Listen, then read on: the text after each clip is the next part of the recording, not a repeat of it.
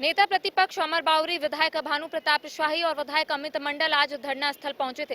दरअसल 5 संगठन पिछले कई दिनों से अपनी मांगों को लेकर धरना प्रदर्शन कर रहे हैं और कहीं ना कहीं अपनी आवाज सरकार तक पहुंचाने की कोशिश कर रहे हैं। इस बीच सत्ता पक्ष के कई विधायक इन लोगों से मुलाकात करने के लिए भी पहुंचे थे, लेकिन इनकी जो मांग है अब तक पूरी नहीं हुई है।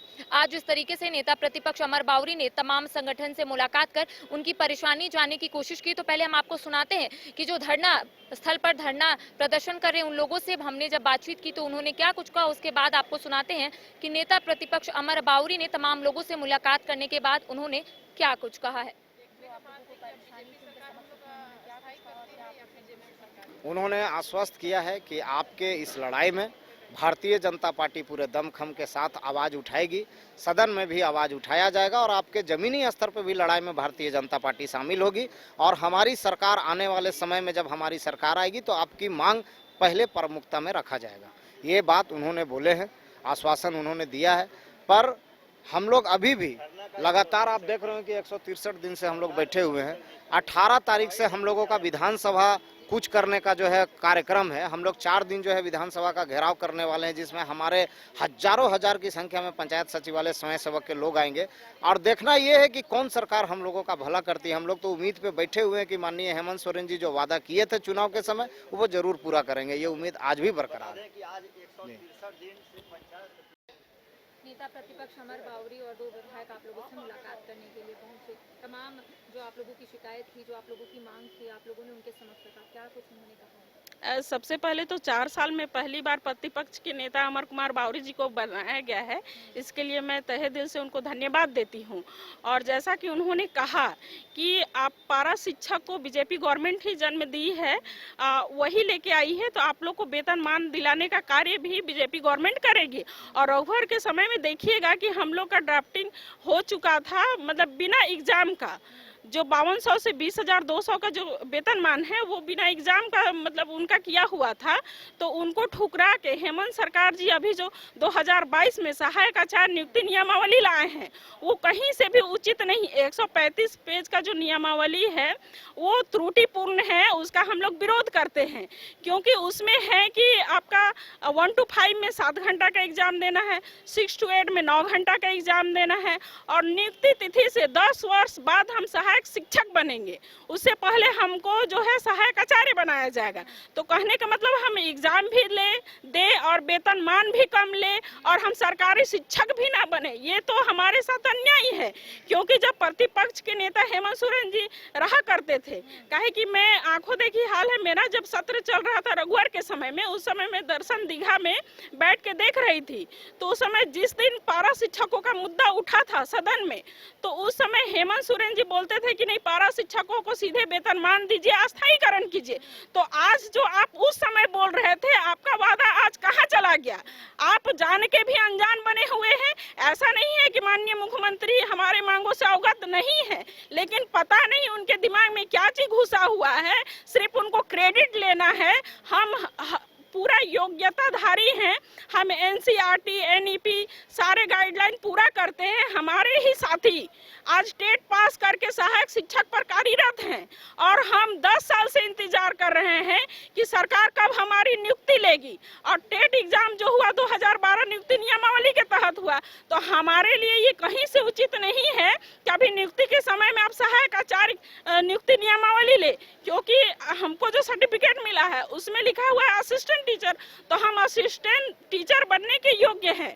तो आप सहायक शिक्षक हमको बना रहे हैं, आप सहायक आचार्य बना रहे हैं अभी, तो सहायक आचार्य के लिए आप अलग से टेट लीजिए ना। आप 10 साल बाद 2016 में हुई थी एग्जाम टेट की और 13 में हुई थी, तो 2016 में टेट हुआ, 7 साल हो गया अभी, तो 7 साल बाद आप सहायक आचार्य की नियुक्ति नियमावली लेके आते हैं। ये सरासर गलत है, हम लोग के साथ भेदभाव किया जा रहा है। क्योंकि अल्पसंख्यक विद्यालय में देखिएगा रातों रात उनको 4200 और 4600 का पे ग्रेड मिल गया। तो माननीय मुख्यमंत्री जी कहते हैं कि आरक्षण रोस्टर से आप नहीं आए हैं, तो भाई ये आप सरकार में हैं, आप इसको स्थिर कर दीजिए। आप स्थिर करते हुए हमको वेतनमान दीजिए। टेट पास पारा शिक्षकों का आज 117 दिन हो गया, हम लोग यही आशा और उम्मीद के साथ बैठे हुए हैं कि हमको वेतनमान हेमंत सरकार देगी। जब नहीं देगी तो 29 दिसंबर को ये जो अपना वर्षगांठ मना रही है या 4 साल इनका कार्यकाल पूरा हो रहा है, तो उस दिन हम लोग विरोध करेंगे, काला झंडा दिखाएंगे और आत्मदाह करेंगे। 14,042 पारा टीचर। मीना कुमार। अभी नेता प्रतिपक्ष अमर बावरी आपसे मुलाकात करने के लिए पहुंचे। लंबे समय से आप यहाँ पर आंदोलनरत है, अपनी मांग को लेकर यहाँ पर बैठे हुए, आज कैसा लगा और क्या क्या बात उनके समक्ष आप रखे हैं? जो हमारा दोनों नेता आए थे बहुत खुश हुआ। बांग्लादेश की आज़ाद का आज दिन मना रहा है, बहुत अच्छा लगा। तो यही बात है कि हमको जो मिलने का था फैसिलिटी के बारे में, उन बारे के उनको सुना दिया कि हमारा ज़मीन के बारे में 5 एकड़ अभी तक नहीं मिला और पेंशन के बारे में अभी तक कुछ नहीं हो रहा है। और झारखंड सरकार को CBSS आ करके मैंने उसका हाथ में कागज दे चुका है। सरकार का कागज से पहले उनके भी दया नहीं कर रहा है, पता नहीं कहाँ है कि किधर है, सरकार क्या कर रहा है। चुप के आराम से बैठे हैं। हम लोग भारत का सेना लड़ते जा रहा है, हमसे क्यों लड़ रहा है? हमारा तो दुश्मन से लड़ते हैं तो हमसे लड़ने का क्या जरूरी था? हमारा फैसिलिटी जो है उसको दे देते ना, हम चले जाते। अभी भी देगा, अभी निकल के चले जाएंगे। जब तक नहीं देगा हम तो किसी को मानने वाला नहीं है। यहाँ पर मर भी जाए, कुछ भी हो जाए, हम लेके ही रहेंगे। हमारा मान को पूरा करना ही पड़ेगा। आप लोगों से मुलाकात की, आपने उनके समक्ष अपनी मांग को रखा, क्या उन्होंने कहा? देखिए, पोदना बालमुचू जी 1971 में लायंस नायक परमवीर अलवा टेका के साथी थे और आज विजय दिवस है, शौर्य दिवस है। आज ही के दिन भारत ने जीत प्राप्त की थी। पाकिस्तान में घुसकर हिंदुस्तान का राष्ट्रीय ध्वज गाड़ा था और गाड़ने वाला व्यक्ति हमारे साथ यहाँ बगल में धरना में बैठे हुए हैं पिछले 14 दिनों से, पोदना बालमुचू जी, जिनको सर्वोच्च सम्मान मिलना चाहिए। आज पूरे भारत में खोजने से भी 1971 का सैनिक नहीं मिलेंगे, लेकिन एक व्यक्ति जीवित है और रांची के राजभवन में अपनी मांग को लेकर अनिश्चितकालीन धरना पे बैठे हुए हैं। हम लोग भी राष्ट्रीय शक्ति के लोग उनके धरना में शुरू दिन से इनके साथ हम लोग खड़े हैं और हम लोग का एक ही प्रयास है कि पोदना बालमुचू को सम्मान पूर्वक न्याय देना होगा, क्योंकि उन्होंने 1965-71 का युद्ध लड़ा था। आज रांची का जो मेन चौक है परमवीर अलवा टेका चौक के नाम से जाना जाता है और उन्हीं के साथ ये पोदना बालमुचू, उसको न्याय नहीं मिल पा रहा है। रांची से 180 किलोमीटर पैदल चलकर राज्य के मुख्यमंत्री को ज्ञापन सौंपा। मुख्यमंत्री ने कहा 10 दिन में आपकी मांग पूरी हो जाएगी, लेकिन आज 10 महीना हो गया, अभी तक पूरा नहीं हुआ है। इसलिए यहाँ पे धरना में बैठे हुए हैं। आज विजय दिवस है। अगर राज्य सरकार आज अगर निर्णय नहीं लेती है तो आज के बाद हम लोग उग्र आंदोलन करने के लिए बाध्य होंगे। के समर्थन में घेराव में शामिल हुई। हम लोग 100% इनके आंदोलन के साथ है। भारतीय जनता पार्टी इनके आंदोलन के साथ है। सभी लोग लंबे समय से यहाँ पर आंदोलनरत है। आज शौर्य दिवस है और पूरा देश 1971 के उस शौर्य का आज नमन कर रहा है। यहाँ भारत ने 13 दिन के अंदर पाकिस्तान को घुटने टेकने पर मजबूर किया था और ये दुर्भाग्यजनक है कि राजभवन के समक्ष इस जाकिर हुसैन पार्क के सामने पिछले 14 दिनों से अधिक समय से पोदना बालमुचू जो उस समय के सैनिक रहे हैं, उस युद्ध के सैनिक रहे हैं, वो अपने मांगों को लेकर के, जिनके माननीय मुख्यमंत्री हेमंत सोरेन जी से इसी साल 13 मार्च को मुलाकात भी हुई, लेकिन उनके जो जेन्युइन मांगे हैं वो इस सरकार ने पूरी नहीं की और उनको अपने परिजनों के साथ अपने गृह क्षेत्र से लगभग 150 किलोमीटर से पदयात्रा करके यहाँ आना पड़ा और लगातार वो 14 दिनों से यहाँ धरना पर बैठे हैं। इससे ज़्यादा दुर्भाग्यजनक है इस शौर्य दिवस पर इस राज्य के मुख्यमंत्री के लिए और इस राज्य के लिए कुछ नहीं हो सकता है। आज हम लोगों ने चूँकि विधानसभा का सत्र चल रहा है और कई एक मामले जो है यहाँ के राज्य के जनता से जुड़े हुए, जिनका बराबर हम सबको संज्ञान या फिर मांग पत्र के माध्यम से हमारा ध्यान आकृष्ट किया जाता था। आदरणीय प्रदेश अध्यक्ष बाबूलाल मरांडी जी के निर्देश पर आज हम लोग यहाँ आए हैं।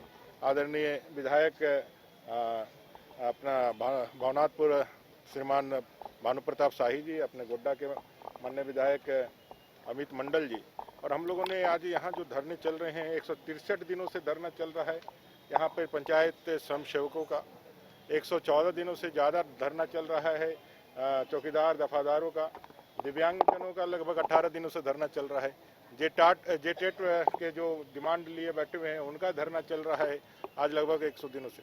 ये राज्य सरकार जिन वादों को पूरा करने का एक सब्ज बाग दिखा करके अपने लिए जनमत तैयार किया, अपने लिए मतदाताओं को आकर्षित किया, जिनकी भावना जिनकी उम्मीदों को जगा करके 2019 में उन्होंने सरकार बनाई। आज जब सरकार अपने उत्तरार्ध पर है, जब सरकार अब 4 साल अपने पूरे करके अब अपने बहिर्गमन के रास्ता में देख रहे हैं, तो इन सब का जो है कहीं ना कहीं उम्मीद जो है टूट रहा है, कहीं ना कहीं इनके मन की जो आकांक्षाएं थी वो धूल दूसरित हो रही है। इसलिए सभी लोग आखिरी लड़ाई लड़ रहे हैं जो किसी तरह से राज्य सरकार पे दबाव बनाया जाए, और इनकी उम्मीद है कि भाई हम लोग एक विपक्षी दल के रूप में इनकी बातों को सदन के अंदर मजबूती के साथ रखें। तो मैं इन तमाम लोगों को यह आश्वस्त करना चाहता हूं, अपने विधायक दल के सभी ऊर्जावान और अपने लड़ाकू तेवर वाले विधायकों के साथ हम इस राज्य सरकार को मजबूर करेंगे इनकी मांगों पर सहानुभूति पूर्वक विचार करने के लिए। और एक आग्रह तो अवश्य करेंगे कि भाई इमीडिएट आज ही पोदना बालमूर्ति जी जो हमारे अपने जो सैनिक है, हमारे वीर सैनिक है, उनके परिवार में उनकी पत्नी का तबीयत खराब हो गया है 14 दिनों से यहाँ कड़ाके की ठंड में बैठे हुए, और ये अपने दिव्यांगजन जो लगातार आपके साथ बैठे हुए हैं, कम से कम मानवता, कम से कम संवेदनशीलता तो दिखाइए। कोई ना कोई एक प्रतिनिधिमंडल आकर के इनसे बात करिए, इनके ग्रीवांसेस को सुनिए।